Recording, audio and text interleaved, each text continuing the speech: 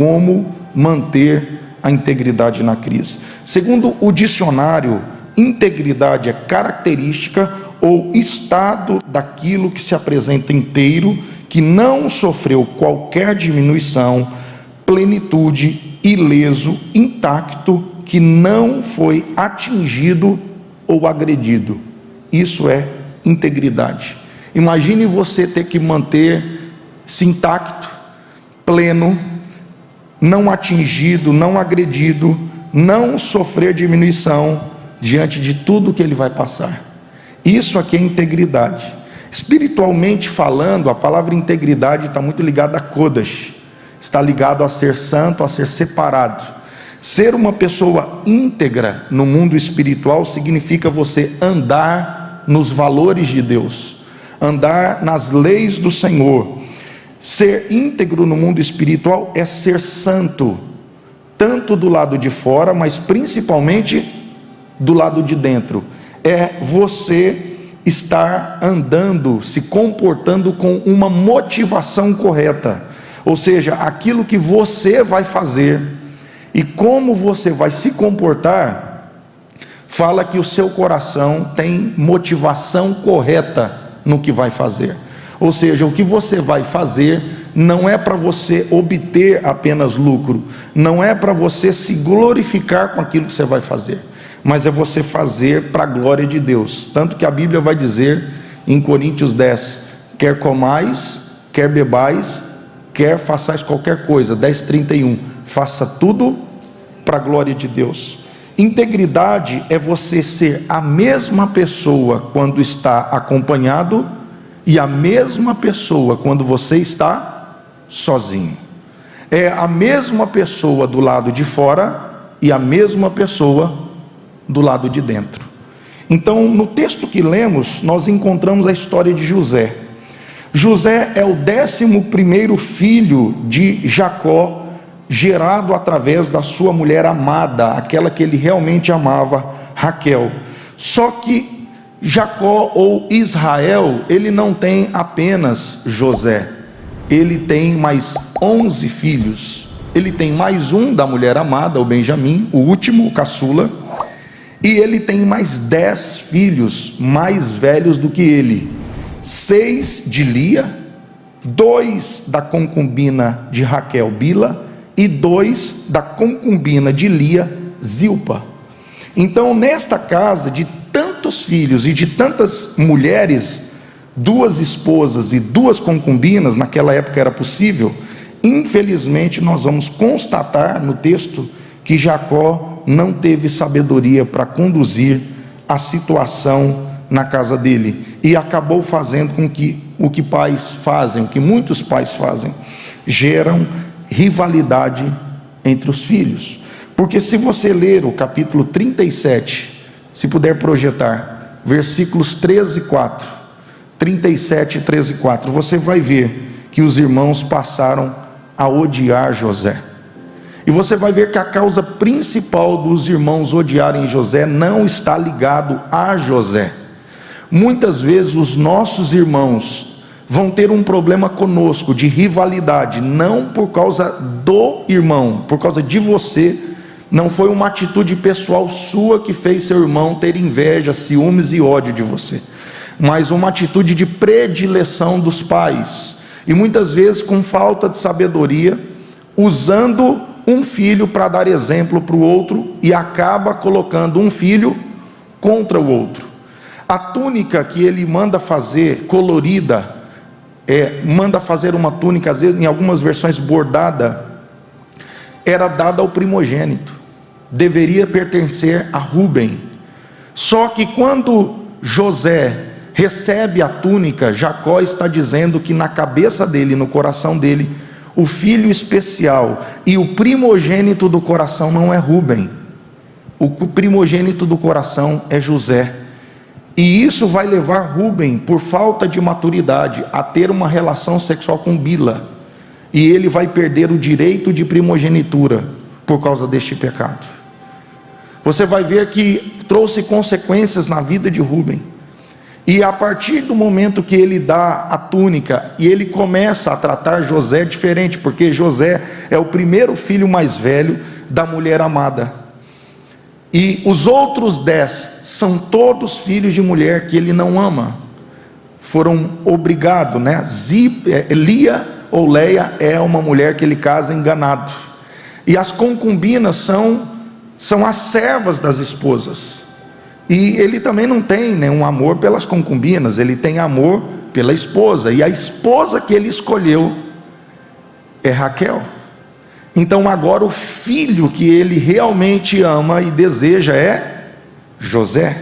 E com isso, queridos, esse amor do pai por ele vai gerar ciúmes nos irmãos. Nota que o problema aqui não é José, o problema é o amor do pai.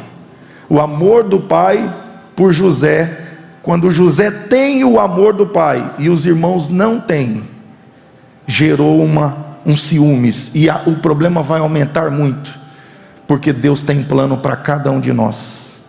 Deus tem plano para o primogênito, para o segundo, para o terceiro, para o quarto, para o quinto. Deus tem plano para todos os filhos. Você pode dizer amém?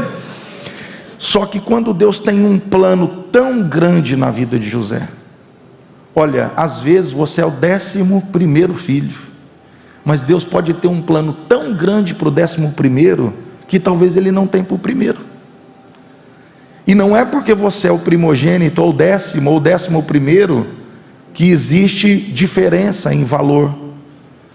Deus tem um plano para cada um. E agora os sonhos de José vão aumentar os ciúmes dos irmãos com ele, o ódio dos irmãos por ele, porque agora Deus tem um plano especial, onde ele vê feixes de trigo, 11 feixes de trigo que rodeavam ele, que são um símbolo dos 11 irmãos, se prostrando diante dele. Agora você imagina o antepenúltimo filho, o quase caçula, dizer que todos os mais velhos, inclusive que são os filhos que não são honrados pelo pai, vão ter que se prostrar diante dele. E você imagina como que esse amor deles cresceu. Aí, para melhorar a situação, um pouquinho depois, ele tem outro sonho. Gente, olha a inocência de José. José não consegue fazer a leitura perfeita da situação, que ele é persona não grata. E ele, em vez de calar o sonho, ele fala. Nós temos que ter cuidado para quem nós falamos nossos sonhos. Nós temos que saber que os inimigos às vezes moram dentro, ou moram ao lado. Nós temos que saber que guardar os sonhos para quem não os compartilha é tão importante quanto contá-los para quem pode ajudar. E agora ele abre de novo o sonho para os irmãos e diz: olha, dessa vez eu sonhei que o sol, a lua e 11 estrelas se prostravam diante de mim. O sol é o pai, a lua é a mãe, e as 11 estrelas são os 11 irmãos. Olha que legal. O ódio deles, se você ver, vai aumentar mais ainda, fazendo que quando José, cumprindo uma ordem do pai, indo ao campo para supervisionar o serviço dos irmãos, que estava atrasado, um outro erro do pai, você não coloca um mais novo para supervisionar um mais velho. Então quando ele foi supervisionar os irmãos, de longe os irmãos conseguiam ver a túnica da indiferença. Nós temos que lembrar que a indiferença, ela tem sinais, e muitas vezes a bicicleta para o filho mais novo, e não uma bicicleta para o filho mais velho, principalmente quando não há mérito. Por exemplo, é pecado dar uma bicicleta para um filho e não dar para o outro? Não. Quando não é? Quando não é acepção de pessoas. Existe uma diferença entre acepção de pessoas e acepção de comportamento. Deus, Ele não faz acepção de pessoas, tanto no Antigo Testamento tem, quanto em Atos dos Apóstolos, mas Ele faz acepção de comportamento, sim ou não? Olha para Abel e olha para Caim. Deus ama os dois, só que Ele aceita a oferta de um e não aceita de outro, porque Deus não abençoa pessoas, Ele abençoa comportamentos. Então no momento que Caim dá uma oferta ruim, ao final de um tempo Deus rejeita ele. mas Deus não a rejeita e aceita a oferta de Abel. Não tem a ver com Abel, tem a ver com o comportamento de Abel, de entregar o melhor, e não tem a ver com Caim. Isso fica tão claro, porque Deus quer aceitar a todos, amém? Mas Deus tem um padrão moral. Deus não vive sem você. Vive. Opa. Deus precisa de você. Não, Ele não precisa. Deus escolheu nos amar. É uma escolha. Deus nos ama porque pode, não porque precisa, porque Deus não existe em nós. Então, no momento que Ele é um ser independente, existe nele mesmo, eu sou, Ele só nos procura por amor. E o amor aqui não é eros, não é desejo. O amor não é filia de Aristóteles, não é alegria. Eu não tenho desejo e nem alegria em você, eu tenho desejo e alegria em mim. E ao buscá-lo, eu busco porque eu posso. Isso é um verdadeiro amor, quando Deus nos busca porque pode, não porque precisa. E olha a preocupação com Caim, porque ele vai até Caim e diz: Caim, o pecado jaz à tua porta, cabe você dominar sobre ele o pecado, senão o pecado vai ser sobre você. Então nota, por que o seu semblante está descaído? Deus não quer ver Caim triste, mas o que Deus está dizendo para Caim é: eu não faço acepção de pessoas, mas eu faço de comportamento. Se o seu comportamento mudar, eu também mudo. Então veja, Deus não só age, Deus reage. Achegai-vos a mim, e eu achegarei a vós outros. Zacarias. O nosso Deus, Ele não tem filho favorito, mas Ele tem filho íntimo, Ele tem filho obediente. Então, quando José é um bom filho e os outros não são, quando José é obediente e os outros não, aí não é acepção de filho, é de comportamento. Mas até então os filhos também mereciam uma túnica. Nós temos que entender quando a bicicleta, ela é acepção de comportamento, e não dar a bicicleta para os dois é acepção de filho. E se eu não tenho dinheiro para dar para os dois, eu não dou para nenhum.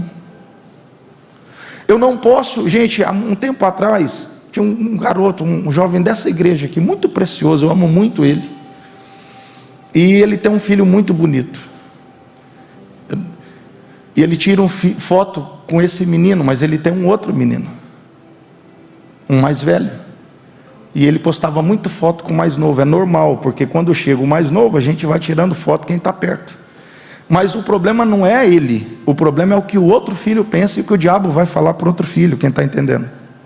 Eu falei: meu filho, fui no direct dele, falei: você notou que você está postando muita foto com esse, mas não está postando com aquele? Ele falou: ô pastor, obrigado pela dica, obrigado por se preocupar, por falar. Por quê? Porque o diabo vai gerar uma ferida no coração do outro.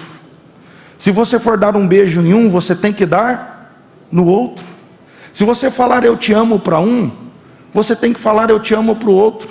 Irmãos, eu entendo que os pais às vezes são iguais com os dois, mas tem personalidade de filho. Tem filho que o mesmo pai que está sentado, parado na dele, olha para o pai parado na dele e diz: eu vou esperar meu pai me dar um abraço. E ele não vai, a mãe não vai, mas o outro filho que tem outra personalidade chega chegando: e aí, velho, como é que está o senhor? Dá uma chacoalhada, beija e fica aqui. Aí o pai, por respeito, educação e amor, abraça e beija também. E aos poucos esse filho vai mudando o pai. Irmãos, tem hora que os pais transformam os filhos, tem hora que os filhos transformam os pais. Tem hora que Deus vai usar o abraço do filho para amolecer o coração duro de um pai que nunca recebeu um abraço. Ele não tem aquilo dentro dele, não é normal para ele. Ele não recebeu na casa dele. Ele vai ter que aprender. E aí esse filho aqui que vê o pai abraçando o outro diz: está vendo? O pai gosta mais dele. Mas na verdade não é que gosta mais, é porque um busca e o outro não busca. O pai é o mesmo. Então nós temos que tomar cuidado também para nós não criarmos uma mentira dentro do nosso coração. Porque tem hora que nós estamos esperando os nossos pais virem até nós, mas a distância deles para nós é a mesma. José é um filho que ele é chegado no pai. Só que, claro, tem uma rixa dentro da casa dele. Raquel é a mulher que ele ama, Lia é a mulher que ele suporta. Bila e Zilpa são simplesmente concubinas, que as mulheres deram para ter filho, mas ele não é esposa deles. E essa rivalidade, como o pai tratava a Lia, passou para os filhos. E como o pai ama Raquel, passa para os filhos. E aí não é acepção de comportamento, é acepção de filhos. E a realidade de José e dos irmãos é a realidade de muitos de nós aqui. Pais que tiveram filhos antes do casamento, pais que tiveram 2 casamentos, e filhos que têm que ver fotos de perfil de WhatsApp, Instagram, Facebook, ver um filho ou filhos vivendo tudo que eles nunca viveram. E o diabo vai pegar isso para gerar uma ferida de rejeição no seu coração, para fazer com que você abra mão da sua integridade. E foi isso que aconteceu com os garotos. José está chegando e eles não reagem mais a Deus, eles reagem ao pai. Quem governa o coração dos 10 garotos, os 10 rapazes, não é Deus, é a rejeição do pai. O problema deles pegarem, arrancarem a túnica de José. Aquela túnica era o símbolo de uma acepção. E eles jogam o José numa cisterna vazia. E quem impede de matar é Rúben, porque ele já está arrependido. E o plano de Rúben é devolver José para o pai. Mas quando ele volta, Judá já deu uma ideia. Vamos, em vez de matar e colocar sangue na nossa mão, vamos vendê-lo como escravo para os midianitas. E assim o fazem, por 20 moedas de prata o vendem para o Egito. E ele agora, quando chega para tirar o garoto, para devolver para o pai, cadê? José agora injustiçado. Que culpa José tem, irmãos? Queridos, que culpa José tem? Que culpa José tem de ter ganho uma túnica? De ser mandado supervisionar os irmãos e o fazer com maestria? Que culpa José tem de ter sonhos da parte de Deus? Muitas vezes o nosso ódio, ele é irracional. O nosso sentimento de desprezo por alguém é irracional, porque a nossa raiva daquela pessoa não tem a ver com aquela pessoa, tem a ver com outra coisa. E essa outra coisa era Jacó. O amor de Jacó por José era todo o sonho e o desejo daqueles 10 garotos. Agora José, eu imagino, ele estava sem túnica, então agora no máximo que ele está é com uma canga. Com certeza ele ganhou uma roupa dos ismaelitas qualquer, velha, para ele ir fazer a viagem. E depois de alguns dias ele chega ao Egito e é levado para uma praça pública. E na praça pública é onde se comprava os escravos, e lá estava Potifar.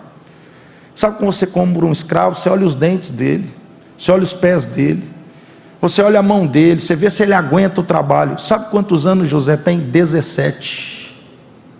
José dorme na casa do pai como filho amado. Por cumprir uma ordem do pai, por ser obediente, ele é amarrado, vendido. Agora ele está em outro país, outra língua, ele não sabe falar a língua egípcia. Você já imaginou você estar dentro dos Estados Unidos sem falar inglês? E o pior, você está em outra cultura. E agora você numa praça pública, vendido como escravo. Alguém vai ver você como uma mercadoria, não é como um filho amado. E leva você para dentro de uma casa que você nunca pisou. E nessa casa você não é filho amado, você é um escravo.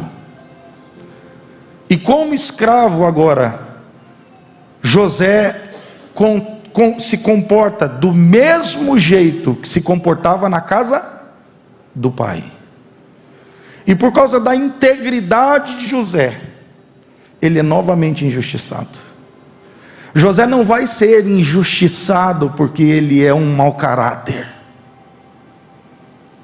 José vai ser injustiçado pela integridade. Porque tudo lhe foi permitido, menos a esposa de Potifar. E desde o tempo que ele pisou, e ele foi crescendo naquele lugar, você vai ver comigo. Ele chegou com 17 anos, ele serviu lá 6, ele foi crescendo. Crescendo de tamanho, crescendo de musculatura, crescendo de posição. E a mulher, ele foi saindo de fora da casa e entrou dentro da casa. Agora ele é o administrador de tudo que Potifar tem, ao ponto de Potifar nem saber o que tem. Você imagina que esse cara tem a senha do teu banco, ele tem a chave do teu carro, da tua casa, ele tem os títulos da tua propriedade, ele sabe tudo que você tem e você não sabe. E ele só pediu uma coisa, ó, tudo você pode tocar, só não toca na minha esposa. E com certeza Potifar é um homem mais velho, e a esposa é uma mulher mais nova, e ela é uma mulher mau caráter. E ela cobiça José. Irmãos, a Bíblia não vai dizer que ela cobiçou um dia. Nós lemos o texto, lembra? Dia após dia, essa mulher estava em cima dele. Você já imaginou você ser um cara que está na juventude, 23 anos, está saindo hormônio pelos poros, e tem uma mulher que é bonita, ela é bonita, e ela é a tua patroa, e ela está dando em cima de você, e não tem ninguém vai ficar sabendo. Dia após dia, irmãos, dia após dia, ao ponto de José ficar o quê? Fugindo da casa. Só que um dia ele entra e ela está sozinha, não tem nenhum servo. Ela fala, é hoje. E ela agarra ele. Agarra e diz, deita comigo. Vou traduzir, transa comigo. Eu quero transar com você. Me pega, você é gay? Você imagina o que essa mulher falou para ele? Você não gosta de mulher não? Você é viado? O diabo tem estratégias para mexer com a tua integridade. E ele falou, olha minha senhora, tudo me foi permitido. Só que você vai ver que o que José fala, ele não fala do patrão só. Ele fala, como eu faria isso ao meu Deus? O cerne da integridade de José não é o patrão, é Deus, porque os olhos do patrão não estão ali, mas o de Deus está.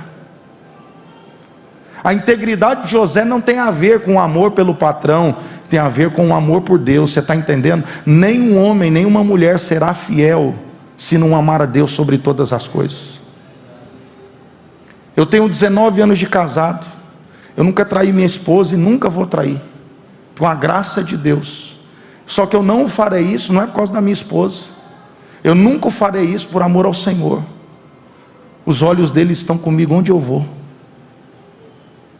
Queridos, José agora, por não fazer isso, ele deixa a capa para se livrar dela, dá um golpe Matrix ali, tira a capa e ó, ela viu que a capa estava na mão dela, e ela viu que não tinha ninguém na casa. Ela falou, é hoje, esse vagabundo, hoje ele vai se lascar comigo, porque pouca coisa é pior que um pitbull, e uma mulher vingativa com raiva é.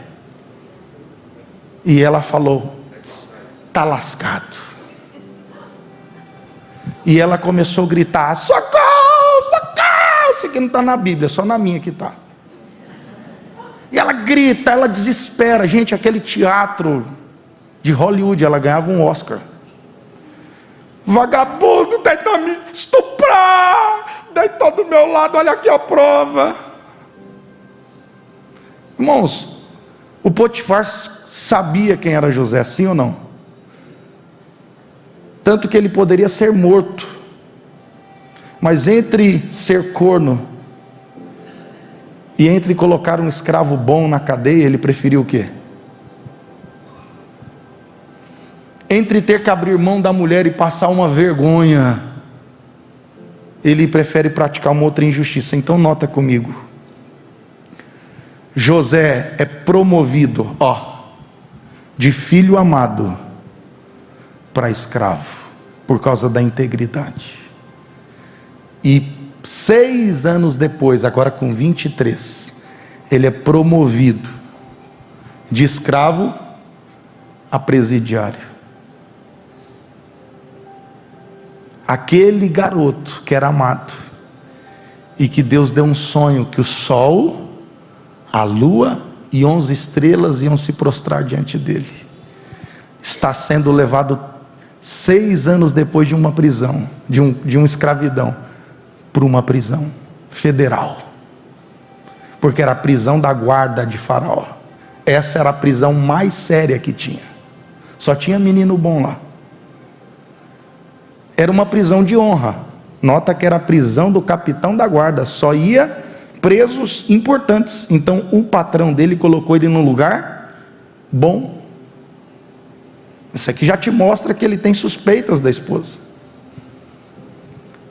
Fala para o irmão do lado aí, Deus tem um plano na sua dor. Nós precisamos entender, irmãos, que diante de tantas injustiças, como que nós conseguimos manter a integridade na crise?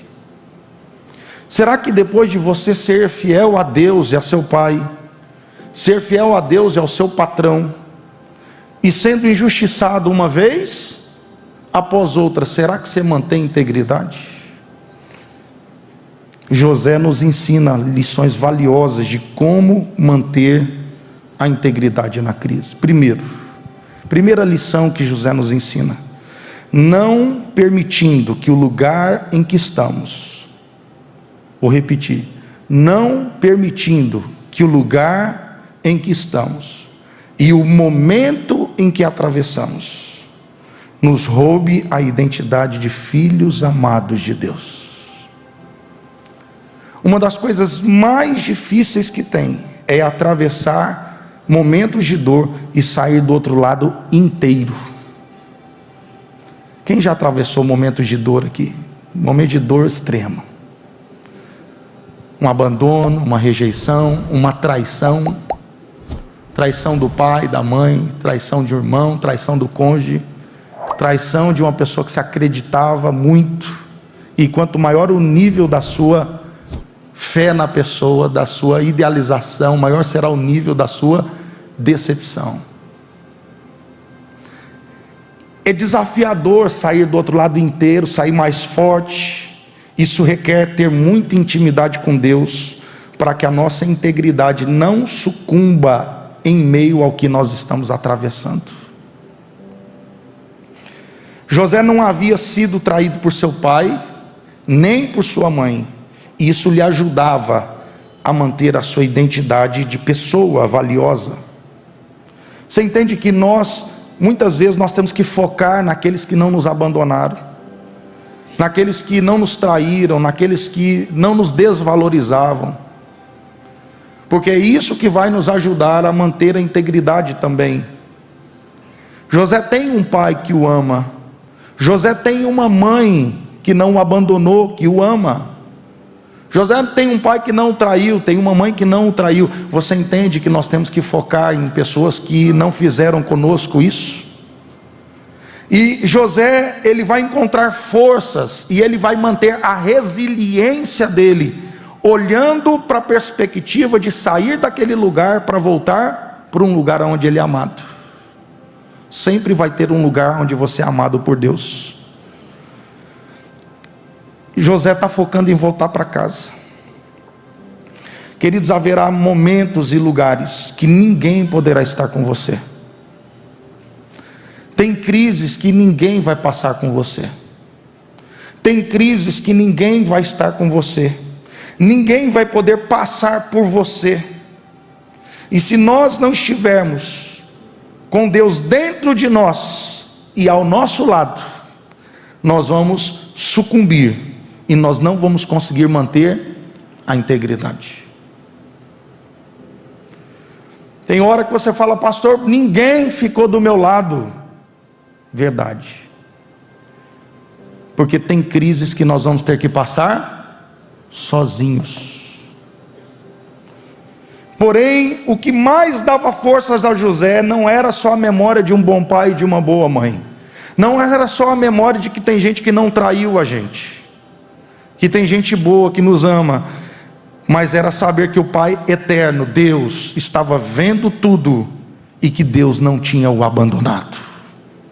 E irmão, Deus está vendo tua dor e Deus não te abandonou. Deus não se esqueceu de você. José sabia que podemos transferir para Deus culpas que ele não tem. E José sabia que ele não podia transferir para Deus os acertos ou os erros das pessoas. O abuso sexual é a vontade de Deus? Nós podemos sofrer um abuso sexual? E aí você vai dizer, eu estou comendo o pão que Deus amassou? O livre-arbítrio das pessoas pode nos abençoar, e o livre-arbítrio das pessoas podem nos amaldiçoar, pode nos ferir. E muitas vezes quando nós somos feridos por alguém, pior do que o abuso que sofremos é dizer, aonde estava Deus quando eu fui abusado? Pior do que o abuso que sofremos é dizer, Deus está fazendo isso comigo. Porque não vai ser o pior o abuso, vai ser o pior a crença de que Deus fez aquilo com você. E isso vai gerar uma amargura maior que o abuso. José tinha firme na mente dele que os acertos e os erros das pessoas são das pessoas, que Deus pode usar, permitir que aconteça, porque Ele deu livre arbítrio. Irmãos, mas quando você está sofrendo, Deus está chorando ao teu lado. Porque se Deus interferir em tudo que você vai fazer, não existe livre-arbítrio, nem tem como julgar você depois. Então, pastor, o que Deus pode fazer? Se Ele não vai evitar tudo que eu tenho que passar de ruim, Ele vai estar do teu lado, Ele vai chorar com você, Ele vai preparar um lugar de consolo e de cura. Você pode dizer amém por isso? Deus vai entrar com você na caverna, Deus vai entrar com você na fornalha, Deus vai entrar com você na cova, na tempestade. Deus não vai te livrar desses lugares, mas Deus vai estar com você nesses lugares. Inclusive tem lugares que você tem que passar, porque são os lugares da tua promoção.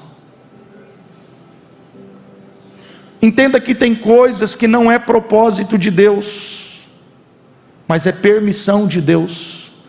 E Deus vai usar as situações ruins da tua vida para fazer algo glorioso. E Deus vai transformar a maldição em bênção. É aquilo que a Bíblia fala, que todas as coisas cooperam para o bem daqueles que amam a Deus. Romanos 8, 28. E é nisso que José encontrava forças para suportar.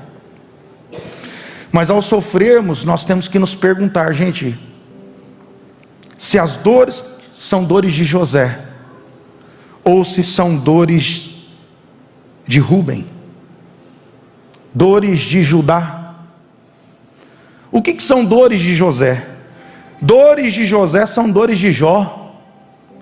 Dores de José são dores de Jesus, porque dor não é igual, lembra? Existe dor de sacrifício, existe dor de sofrimento, existe dor vinda da obediência e dor vinda da desobediência. Dor não é tudo igual. Existem dores de Jó, quando Deus está te colocando à prova. Existem dores de Jesus, quando você vai para um lugar que não é teu. Existem dores de José, quando você vai comer o pão que os irmãos amassou, mas você não está em pecado, você está sofrendo injustamente. Quem está entendendo isso? Só que existe dores de Rúben, que vai perder a primogenitura, porque deitou com a concubina do pai. Não dá para ser vítima aqui. Você está comendo pão que você amassou. Existe dores de Judá, aquele irmão que dá a ideia para vender como escravo. É aquele irmão que, capítulo 38, versículo 1 de Gênesis, que não suporta ver a tristeza do pai e o cinismo do irmão, dos irmãos e dele, e foge. Ele não vai sair da casa do pai por propósito, ele vai sair por fuga. Tudo que nós não resolvemos e não enfrentamos vai gerar fuga. E agora, Judá está na casa de um homem chamado Ira. E ele casa com a filha de um homem chamado Suá, um cananeu. E ele tem 3 filhos: Onã e Selá. E esses filhos são endemoniados, porque ele está fora do propósito. Judá perde Onã e a esposa. Judá está comendo pão. Isso não é dor de obediência, isso é dor de desobediência. Irmãos, pergunta para você, ninguém vai falar. Qual é a sua dor? A sua dor é dor de José ou é dor de Judá? Porque muitas vezes nós estamos comendo o pão que amassamos e nós não temos a humildade, a hombridade de dizer: eu estou sofrendo por falta de integridade. Mas o que eu quero dizer para você é que mesmo gente íntegra sofre. Em tempos, irmãos, atuais, o que nós temos visto é que o mal parece que está sendo louvado. Uma pessoa corrupta, ladrona, nesse país tendo todo o direito de ser candidato. Isso é lamentável. Tem dores que você vai passar que é dores de desobediência, mas tem dores que você vai passar que são dores de obediência. E quando são dores de obediência, dores de sacrifício, nos convidam à paciência, esperando Deus nos promover. Fala para o irmão aí: espere com paciência. Projeta para mim Lamentações capítulo 3, versículo 3 ao 19, Lamentações 3, 19. Dá uma olhada aqui no telão. Lamentações capítulo 3, verso 19 a seguir, diz assim: lembro-me da minha aflição e do meu delírio, da minha amargura e do meu pesar. Lembro-me bem disso tudo. Irmãos, toda pessoa que está atravessando dor, ele vai ter memórias ruins, sim ou não? Só que ele diz assim: quando eu lembro de tudo isso, lembro bem de tudo isso, a minha alma desfalece dentro de mim. Tudo que você fica lembrando que é ruim gera desesperança, gera desespero. E ele diz assim: todavia lembro-me também daquilo que pode me dar esperança. Graças ao grande amor do Senhor é que não somos consumidos, pois as suas misericórdias são inesgotáveis. Ela já renovou hoje, você pode dizer amém? Renovam-se a cada, grande é a sua. Digo a mim mesmo, ei, fala assim: digo a mim mesmo. Quem que tem que falar para você que você é filho amado? Quem que tem que falar para você que você está sofrendo por obediência? Porque os amigos de Jó vão estar em todos os lugares. Cadê teu Deus? Você não é a filhona? Você não é o filho de Deus? Transforma a pedra em pão. Você não é filha de Deus? Desce da cruz aí. O Senhor salvou tantos, por que você não salva você? O diabo vai usar pessoas, e pessoas que você ama, e pessoas, figuras de autoridade, para dar de dedo na tua cara. E sabe o que vai fazer você não perder a tua integridade? É lembrar quem é Deus e quem é você em Deus. Porque muitas vezes você vai ser convidado a se tornar tão rebelde quanto aqueles que te feriram.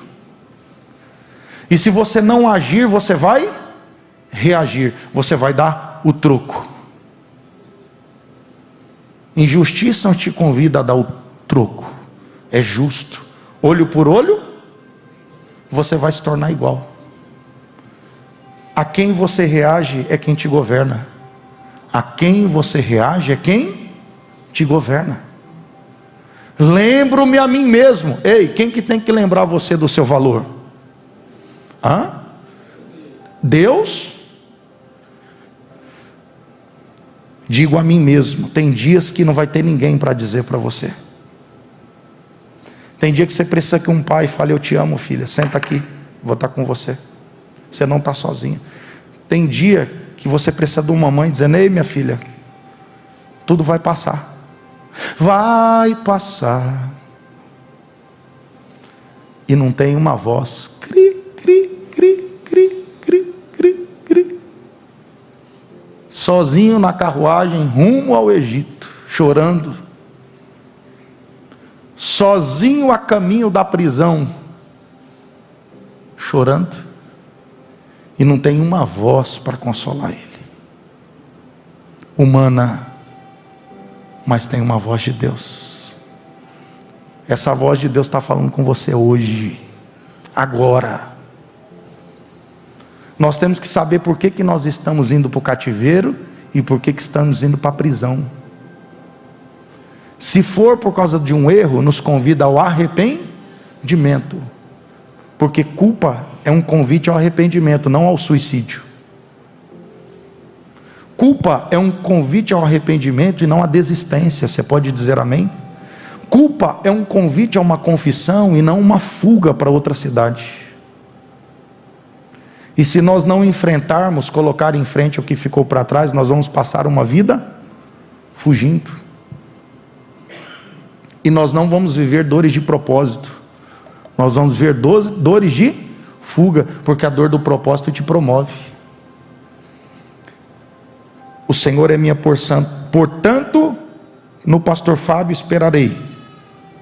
No pastor Fábio, na minha mãe, no meu pai, colocarei a minha esperança. Em quem que você tem que colocar esperança? Por isso que a Bíblia diz: Abraão em esperança creu contra a esperança, porque tem duas esperanças, tem uma esperança espiritual e uma esperança racional, e tem horas que a esperança espiritual, a esperança racional esgota, só sobra a esperança, só que a esperança é a última que morre, a humana, a racional, e chega uma hora que não tem saída no racional, só sobra a esperança espiritual. Se você não tem ela, você comete suicídio, você perde a integridade. Por isso que Abraão, esperança espiritual, creu contra a esperança racional e deu glória a Deus. O Senhor é bom para aqueles cuja esperança está nele. Aonde está a tua esperança? Pastor, no Marcos Rogério, no Bolsonaro. Pastor, a minha esperança está no meu pai e na minha mãe. A minha esperança está no meu patrão. Minha esperança está no meu marido, na minha esposa. Cuidado aonde você coloca a sua esperança, porque aonde você colocar a esperança, você colocou o seu, e aonde você colocar o seu coração, lá está também o seu tesouro, o teu Deus. O teu Deus é aquilo que te governa. Deus não te decepciona, mas o homem sim. O homem te coloca na cadeia, o homem te manda para um lugar que você não merece. Versículo de número 26. Bom é esperar tranquilo pela salvação do Senhor. Fala para o irmão: espera tranquilo. E ele não vai acreditar nisso não. Fala com vontade, fala: espera tranquilo. Agora pergunta para você: você está sofrendo dores de Jesus ou dores de Barrabás? Todos nós temos cruz.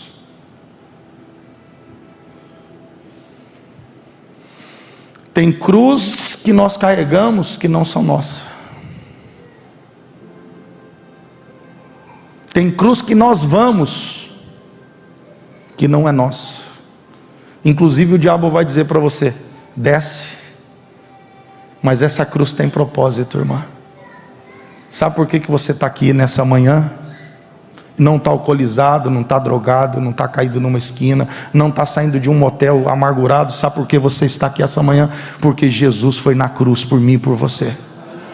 Porque Jesus não abriu mão de estar naquele lugar para sofrer dores que valiam a pena. Aprenda a sofrer em silêncio e aguentar por amor de Jesus. Aprenda a tomar chicotadas por amor dele.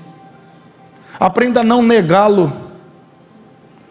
Olhe para ele o autor e consumador da nossa fé, para que quando nós estivermos vivendo dias de José, nós consigamos falar: bate, porque eu não estou olhando para quem me injustiçou, eu estou olhando para Jesus. Como manter a integridade em meio à crise? Reconhecendo os sinais da presença de Deus, reconhecendo os sinais da presença de Deus. Capítulo 39, do 2 ao 6, Gênesis 39, do 2 ao 6, fica atento aí, meu irmão. Gênesis 39, do 2 ao 6, multimídia, e 21 ao 23, dá uma olhada aqui, irmãos. O Senhor estava com José, diga: o Senhor estava com José. O pai não estava, a mãe não estava, o patrão Potifar não estava, mas Deus. É isso que você precisa que Deus esteja com você. E para todo mundo que anda com Ele obediente, tem uma promessa: estarei convosco todos os dias da vossa vida. De modo que este prosperou. Irmãos, por que José prosperou no cativeiro? Foi José? Hoje em dia nós vemos tantas mensagens antropocêntricas, tanta mensagem glorificando o homem. José prosperou porque ele é fera, José prosperou porque ele é bom, José era bom administrador. Irmãos, nem todos os teus atributos vai fazer você prosperar se Deus não estiver com você. Este prosperou porque Deus estava com ele, e ele passou a morar na casa, pode ir, meu irmão, do seu senhor egípcio. Ele saiu da casa dos escravos para morar aonde? Dentro da casa do Senhor. Quando este percebeu, quando foi que o Senhor chamou ele para dentro da casa? O José é legal, o José é inteligente, o José, uma ova. Quando este percebeu que o Senhor estava com ele, e que o fazia prosperar Irmãos, você pode perder pai, mãe, amigos, todos, você não pode perder a presença de Deus. Porque se a presença de Deus estiver com você, pode te colocar na cova mais profunda, com os leões, você sai de lá. Pode te colocar numa fornalha aquecida 7 vezes, nem cheiro de fumaça fica em você. Rei, se o Senhor quiser me matar, mata. E se Deus quiser salvar, Ele não está dizendo que Deus vai, Ele salva, mas nós não vamos prostrar diante da tua imagem. Ananias, Misael e Azarias, nós não vamos nos contaminar, porque ele via o que Deus realizava. Versículo seguinte: agradou-se de José e o tornou administrador dos seus bens. 6. O Senhor abençoou a casa do egípcio por causa. Aonde você colocar os pés, se você tem a presença de Deus, pessoas vão prosperar, porque você está naquele lugar, e porque Deus está com você. Versículo seguinte: a bênção do Senhor estava sobre tudo o que Potifar possuía. Não é alguma coisa, tanto em casa como no campo. Agora verso 21 ao 23.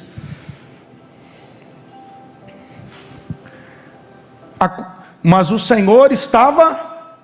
Então nota, agora, depois dele ser trazido para a casa de Potifar, de filho amado promovido a escravo, Deus estava com ele, amém?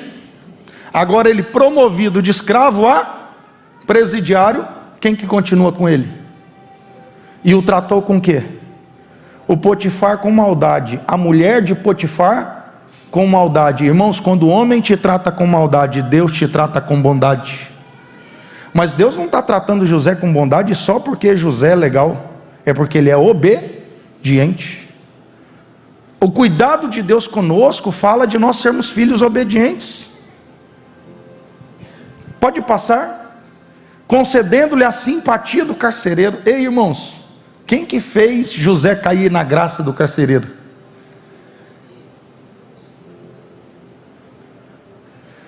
Ame o Senhor, que Deus vai fazer você cair na graça das pessoas. Ame o Senhor, que Deus vai gerar conexão para você. Deus vai apresentar pessoas para você que vão abrir portas para o teu futuro.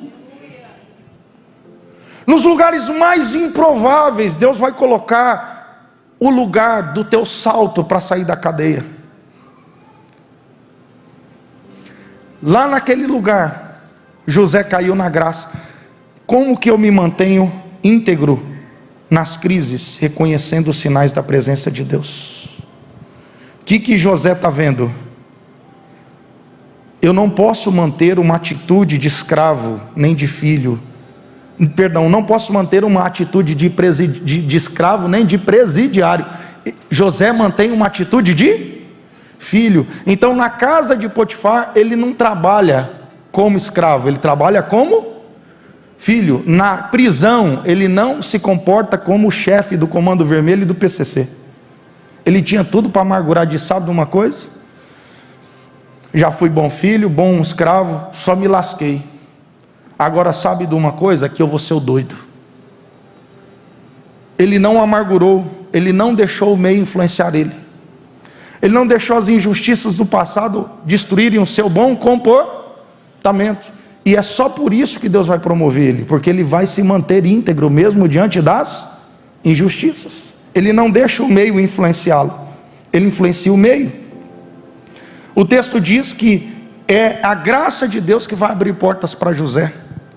Tem uma canção que eu gosto muito, ela diz assim: o favor de Deus é quem abre as portas, para mim faz o impossível acontecer. Se estou fraco, me levanta, nunca me abandonará. Você pode dizer amém? Se Deus não estiver com você, nada do que você pode, você fará. E nada do que você conseguir fazer, será reconhecido. Você está entendendo?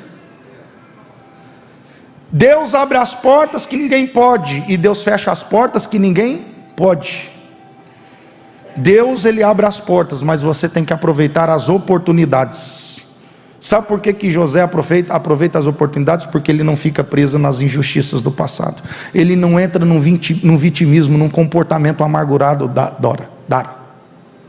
Ele não fica assim falando: olha, está vendo, olhando para trás. Você nunca olha para frente, você perde as oportunidades. Olha para a mulher do fluxo de sangue, Lucas 8,43. Projeta aí, nós já estamos encerrando. Lucas 8,43. E uma mulher que tinha um fluxo de sangue, havia quanto tempo? 12 anos. Gastara tudo com os médicos, todos os seus haveres. Gente, nota, 12 anos e ela já gastou? Ela já gastou? E a parte pior, e por nenhum pudera ser, mas ninguém pudera. Essa mulher tinha tudo para ficar desiludida, sim ou não? Mas ela não permite os fracassos do passado aprisionar ela à doença. Sabe o que é pior do que a tua dor? Concentre em mim. Sabe o que é pior do que a tua dor? O estigma que a dor cria, o rótulo que cria. Tanto que ela nem é chamada mais pelo nome, ela é chamada da mulher do fluxo. Muitas pessoas não são chamadas pelo nome, é chamado dos leprosos. Não é mais chamado de José, é o escravo, é o presidiário. Quem está entendendo isso? O divorciado, o cancerígeno, o desempregado, o fracassado. Pior do que a dor é o estigma, o rótulo que ela cria. E se você não tiver resiliência, e você não tiver olhando para Deus, e você não tiver uma memória colocando diante de você a presença de Deus, os sinais da presença de Deus, você vai sucumbir. Aquela mulher, ela não permite que tudo que ela gastou e que ninguém conseguiu curar gere uma desesperança nela ao ponto dela ficar amargurada. Sabe por que ela é curada? Porque ela não olha para trás, ela olha para frente. E ela sempre acredita em alguma coisa que vai trazer mudança. E um dia ela encontra. Porque todos que não desesperam e continuam crendo em Deus, que não permitem que as injustiças roubem o caráter e a identidade de filho, o amor do Pai eterno, você vai ser tocado. Jesus é tocado por aquela mulher de uma maneira que ninguém toca, porque ele diz: olha, a multidão te aperta. Pedro fala: todo mundo está te tocando, mas só saiu virtude de Jesus quando ela tocou nele.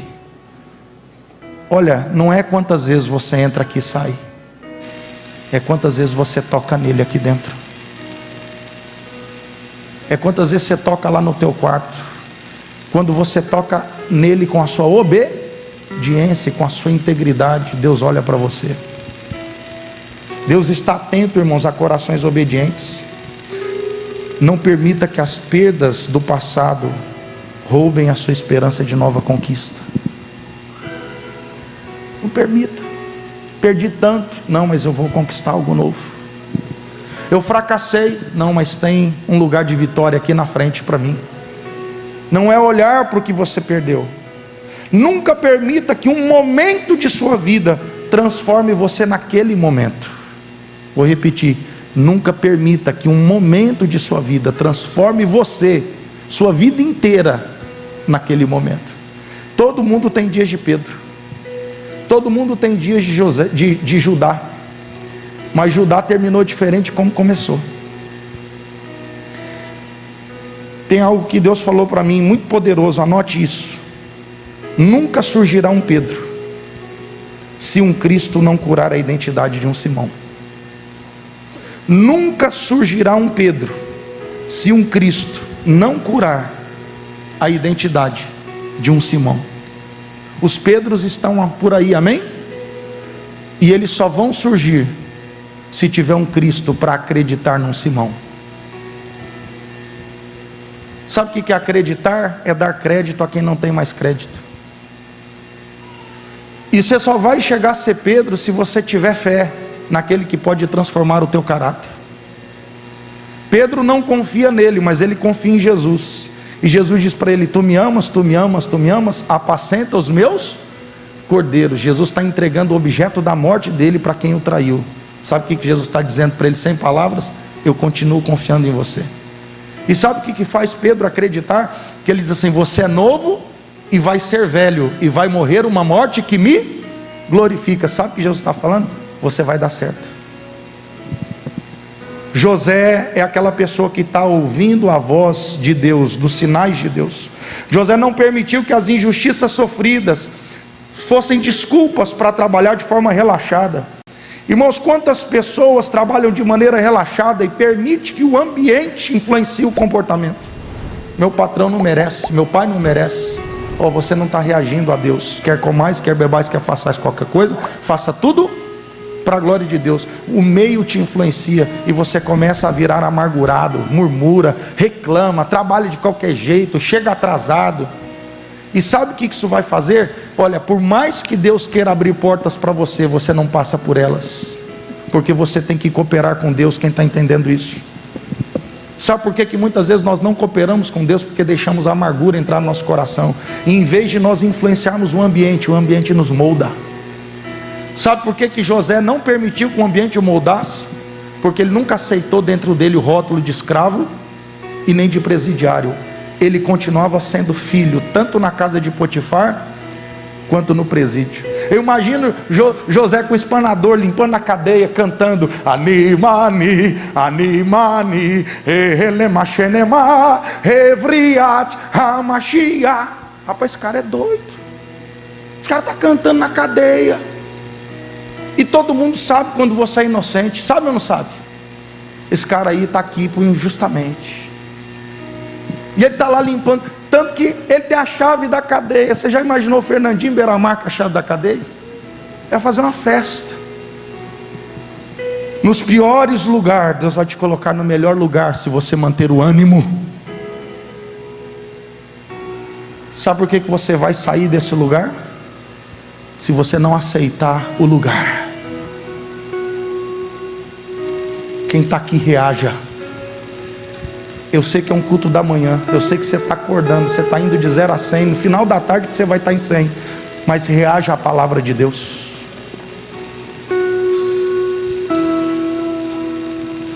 Olha, José não aceitou o ambiente, Dara, Marcos, não aceitou.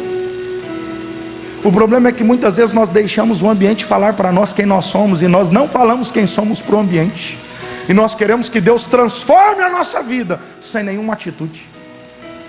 Eu estou dando uns gritos de propósito. Isso aqui é técnica da homilética. Você está dormindo? Eu não sou pentecostal doido. E respeito quem é. Você está lá, céus, até a desgraça. Foi fiel meu pai, olha a merda. Foi fiel ao Potifar, olha onde Deus me colocou, miséria. Deus uma ova, um homem. Mas Deus faz com que o mal que o homem pratica vire bênção. Mas você tem que manter a sua integridade. Tem gente que é mau caráter e usa as injustiças para ser mau caráter. Mas me traíram, pastor. Eu traí também porque me traíram. Pastor, eu roubei porque me roubaram. Irmão, nós vemos sendo roubados desde a fundação do Brasil. Você vai virar ladrão? Quem que te governa? Jesus ou os ladrões?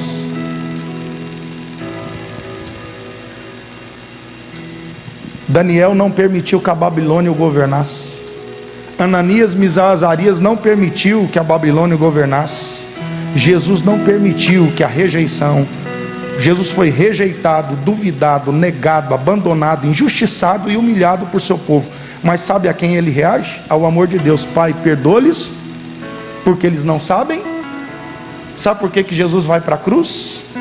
Porque Jesus sabe que sem a cruz nós não somos redimidos.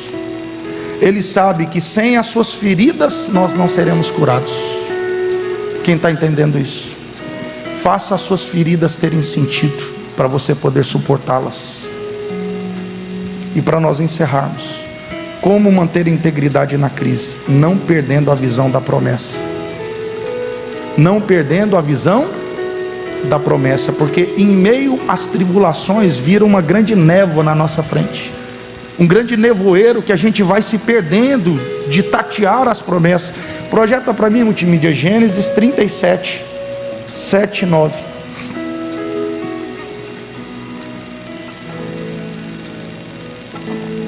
Gênesis 37, 7 e 9.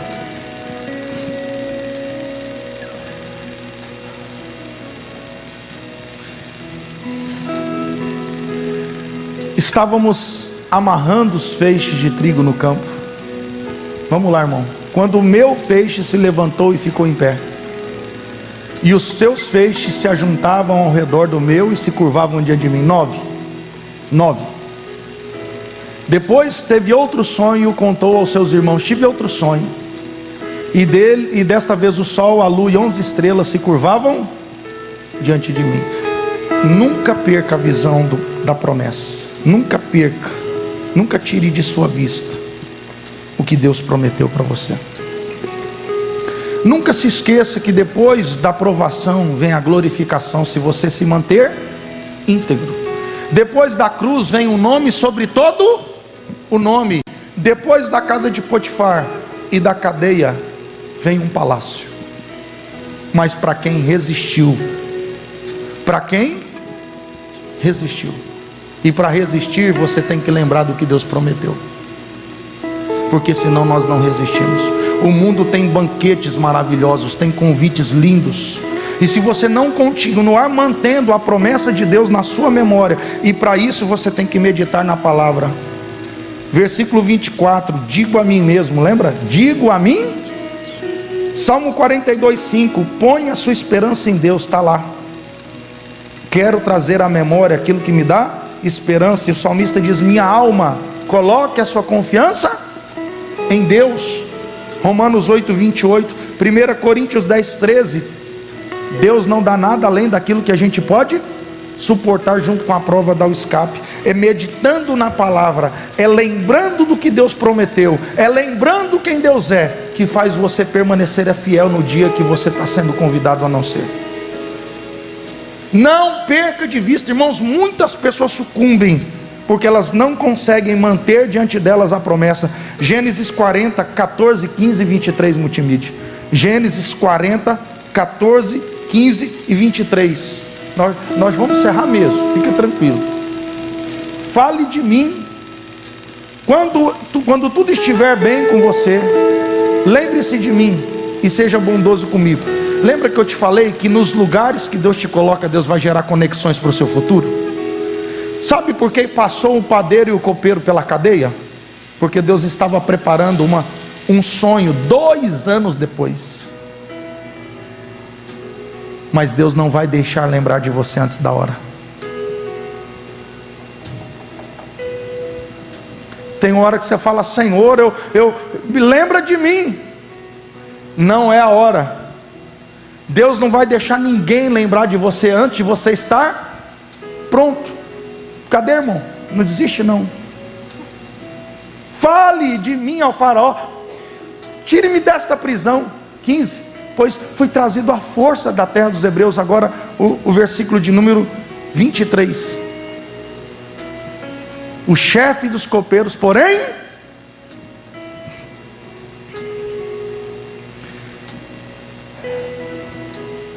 pastor, eu estou num deserto desgraçado, pastor. Eu estou em obediência, ninguém lembra de mim.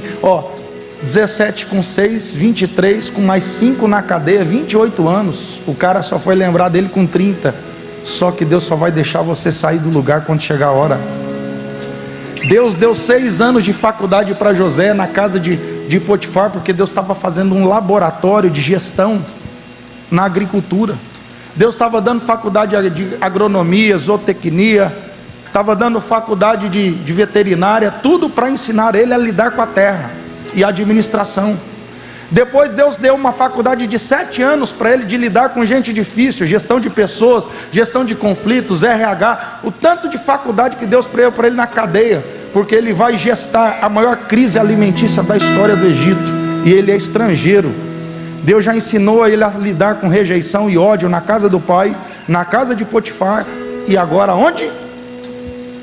Fala por irmão, e Deus está te preparando para algo glorioso. Só que não é ver para crer, é crer para ver. Tem coisas que precisa de fé, porque senão você só vai ouvir as histórias dos vencedores, você nunca vai contar a tua história. O que você quer ser? Aquele que ouve a história do vencedor, ou aquele que conta a história de um vencedor? Só que é muito legal você ler a história de um vencedor num livro. O duro é você viver a história do vencedor.